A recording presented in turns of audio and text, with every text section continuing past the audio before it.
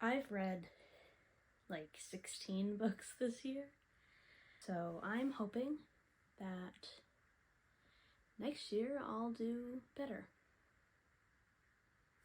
Here's my 25 in 2025. I've divided my books into 3 different sections. There is the first book in a series, the standalone. The second is a book that is within a series, so a second book, a third book on something that is not the beginning of a new story. And the third section is all books that I've already started. We'll start with the section that is definitely the largest, the first book in a series and standalone section. First we have The 7 Husbands of Evelyn Hugo by Taylor Jenkins Reid. I haven't read it yet, but it is kind of an iconic story, and I'm really excited to get into it. I've heard that it is very, very good, and that it's also really good to get you back into reading. It is about a young woman named Monique who interviews, I think, the Hollywood icon Evelyn Hugo. Monique starts to realize that Evelyn's story kind of intersects with her own life, and it says, in tragic and irreversible ways. The second book is The Book of Living Secrets by Madeleine Roux, and I haven't seen anything about this online. This is a book that I found organically, I think, just out in the world. I like the cover. It's really cool.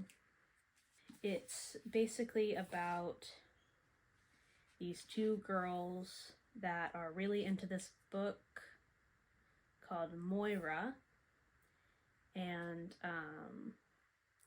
somehow kind of go into the book. They enter the world of the book, and they find out that the world and the characters that they love so much are kind of twisted in a way that they didn't expect, and that wasn't conveyed in the book when they read it over and over again. But it seems really cool. I really like it, so I'm excited for that. Next, we have The Book That Wouldn't Burn by Mark Lawrence. I think the cover is really cool. There's not a whole lot on there, but the rest of it doesn't tell you much. There's a library in there, which I enjoy. George R.R. Martin says it's pretty good. So next we have Crier's War by Nina Varela. This is one that I've been hanging on to for a while. It's pretty neat. It's about this world where, after something called the War of Kinds, like robots or something similar to robots usurped the human world and has made humans their servants. And this girl called Isla, a human servant, has been tasked with killing the sovereign, is what it's called, the sovereign's daughter, Lady Crier, as revenge for the death of her family. But they fall in love. So that one seems really cool. Next we have Where the Dark Stands Still by A.B. Poranek, I think is how it's pronounced. Look at this cover art. It is gorgeous. I've seen this described as similar to the vibes of Howl's Moving Castle. I think it's Polish. It's some kind of Polish folklore story. In the author's bio, It says it's an ode to Poland's wild woodlands, wilder folk tales, and the girls who were raised by them. Magic is monstrous, and this girl Liska, she can do magic. She's trying to suppress her own magic and flees her village into the demon-infested Spirit Wood to steal a mythical fern flower she can wish on, and she wants to banish her power. But she gets caught by the demon warden of the wood, Leszy. Leszy.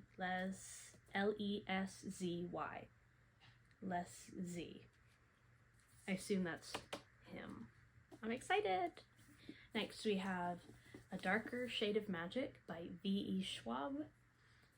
And this is the first book in the series. I think it's the Darker Shade of Magic series.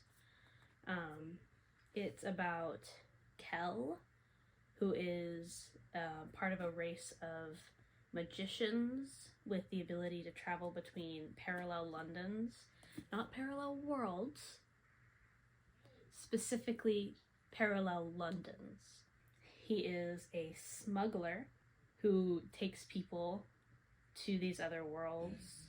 Kel has to escape from Red London into Grey London and meets this girl called Delilah, who robs him and then saves him, and then he has to take her to another world for an adventure, and then they have to save all of the worlds. I've heard a lot about this one, actually, or at least I've heard it mentioned a lot as a pretty... I've heard it's really good, and I've heard other people who didn't really like it that much, so we'll see what I think. Next we have Half a Soul by Olivia Atwater. This takes place in Regency, England, and it's about this girl called Theodora who was cursed by a fairy to have only half a soul, which forces her to, it makes her feel emotions at a different level. They're kind of watered down a little bit.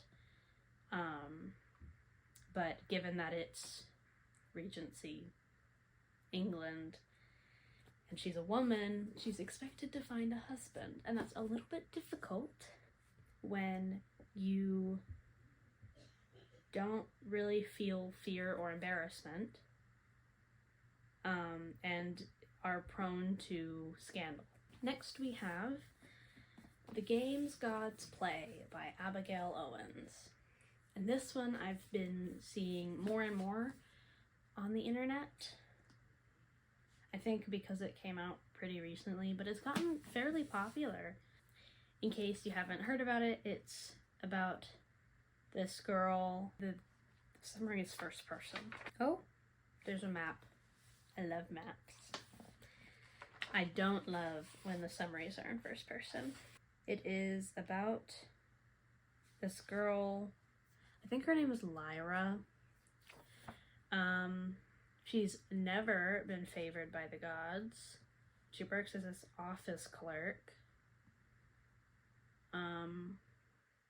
But she gets chosen by the god Hades to participate in this, like, games, these, like, trials. So the gods force mortals to compete against each other, and whichever mortal wins, their, like, patron god that they're fighting for becomes, like, the king or whatever. And Hades doesn't fight because he's, like, a king in his own right.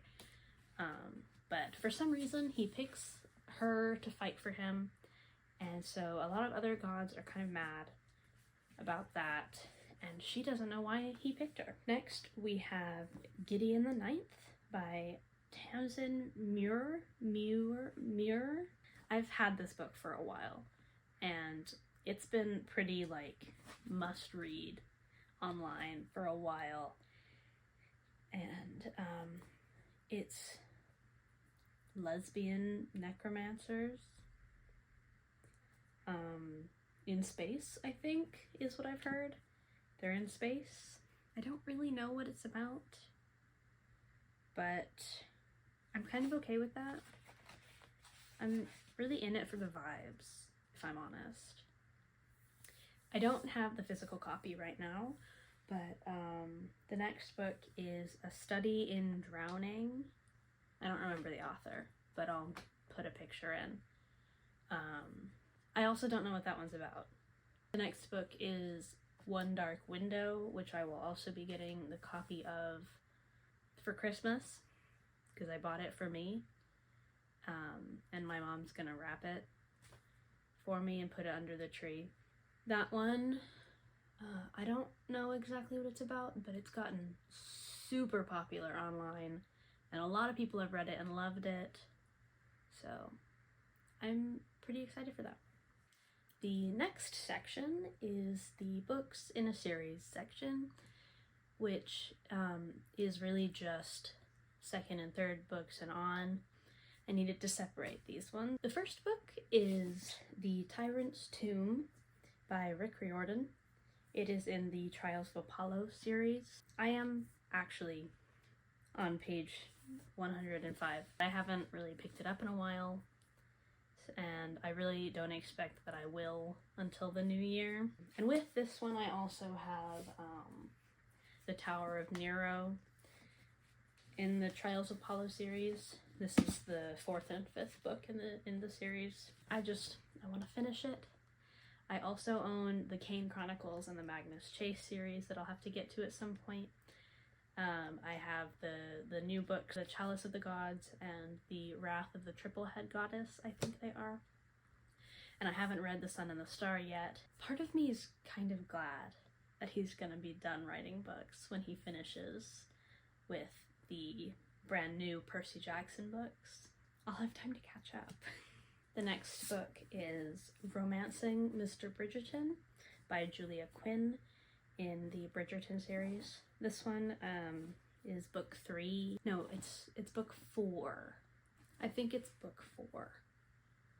I'm on this one, I'm on page 108, but this one, like the other one, is not in the currently reading section because it is in the middle of a series. Next, I have The Oleander Sword by Tasha Suri. It is the second book in the Burning Kingdoms trilogy.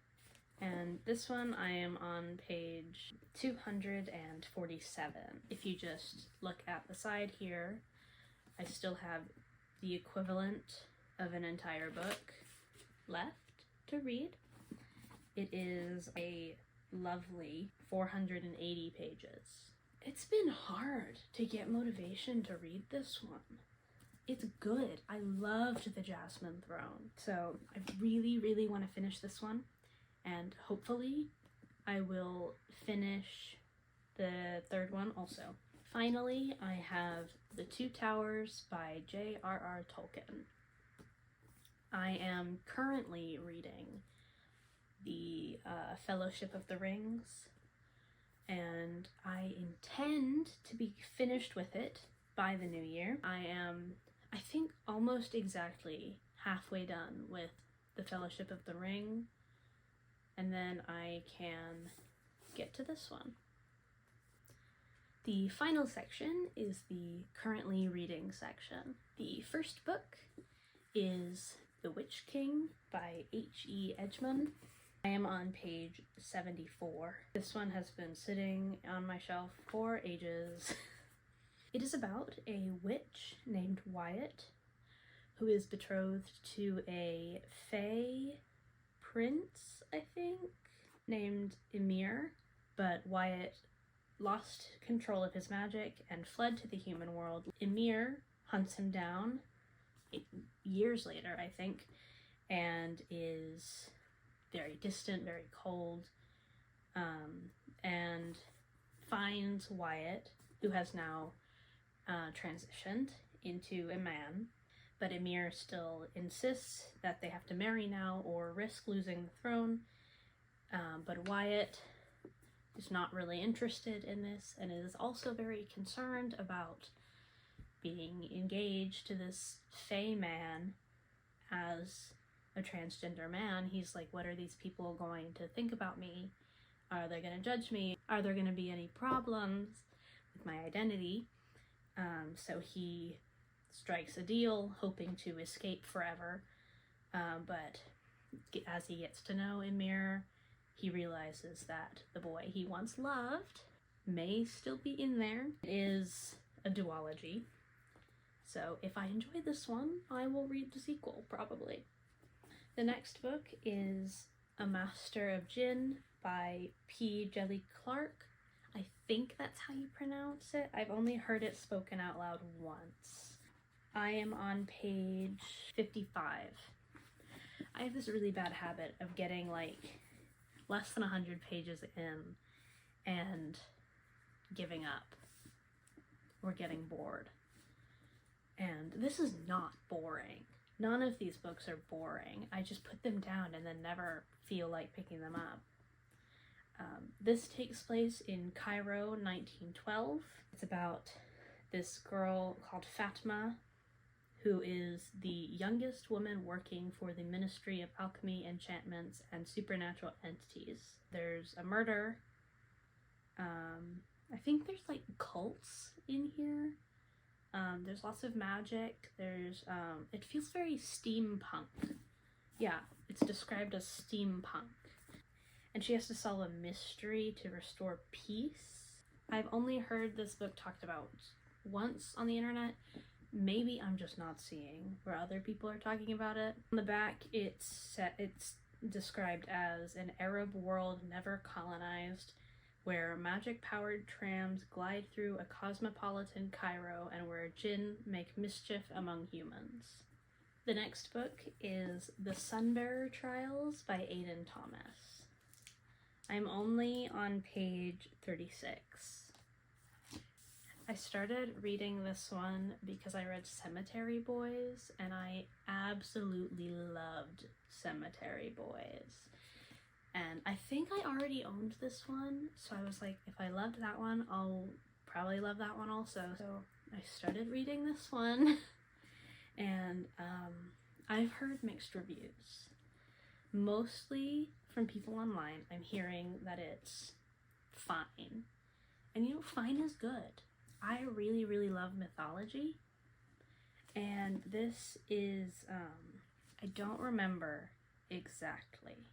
It's about the sun's power has to be replenished. So the sun god's soul selects 10 worthy people to compete in the Sunbearer Trials, and the winner will carry light and life to all the temples, and the loser will be sacrificed to Sol to refuel the sun for another 10 years. And the main character is Tio, who is transgender and the son of the goddess of birds.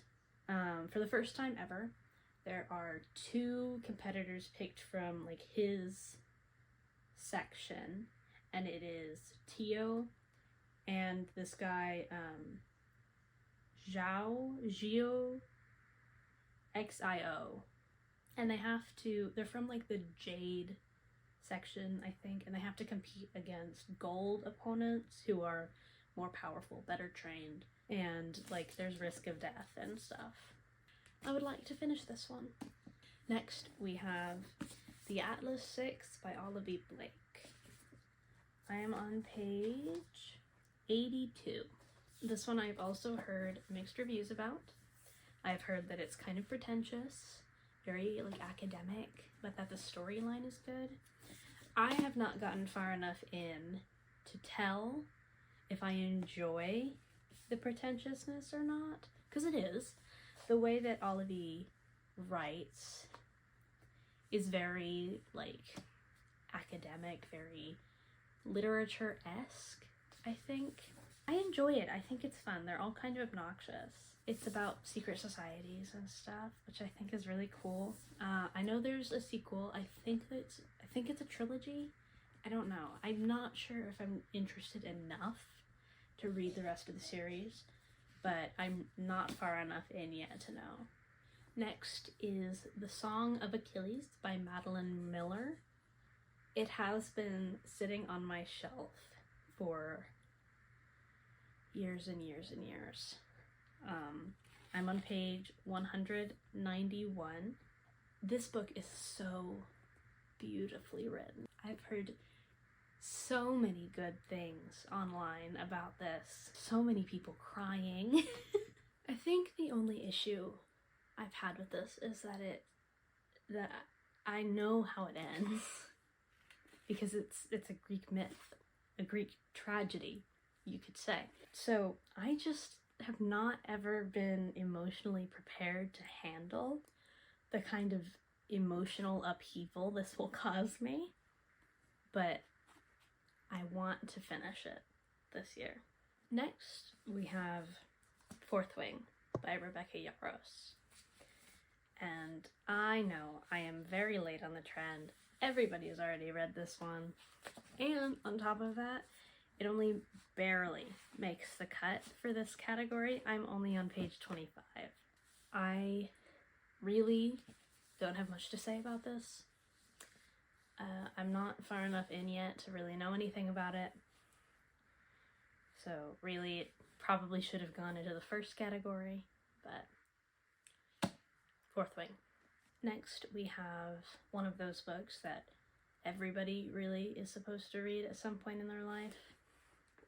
The Handmaid's Tale by Margaret Atwood. This one, it's a dystopian where a good percentage of women are now infertile. So the women who are still fertile and are kept as slaves and forced to have children for the rich, infertile women. And it's about this woman called Offred. That's not her real name.